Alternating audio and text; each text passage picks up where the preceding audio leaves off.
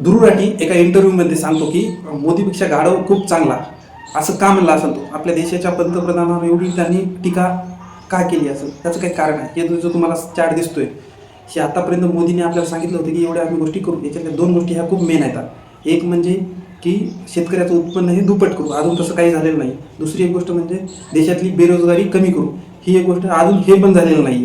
दुसरी एक गोष्ट म्हणजे जेव्हा इलेक्शनचा पिरियड असतो, जेव्हा यांच्या सभा चालू असतात, तेव्हा यांच्या तोंडातून एकच गोष्ट निघते की हिंदू धर्म हा धोक्यामध्ये आहे. बाबा, हिंदू धर्म कसा धोक्यात राहील?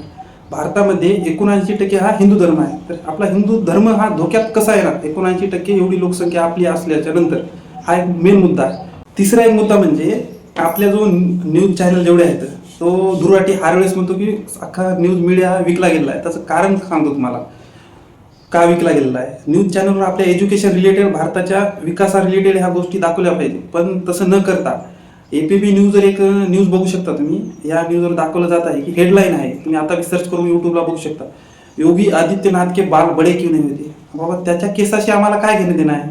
एज्युकेशन रिलेटेड ह्या न्यूज दाखवल्या पाहिजे. या अशा गोष्टी देशामध्ये चालू आहेत. यासाठी तो बहुतेक म्हणला असेल की मोदीपेक्षा गाढव खूप चांगला. तर तुम्हाला काय वाटतं नक्की कमेंटमध्ये सांगा.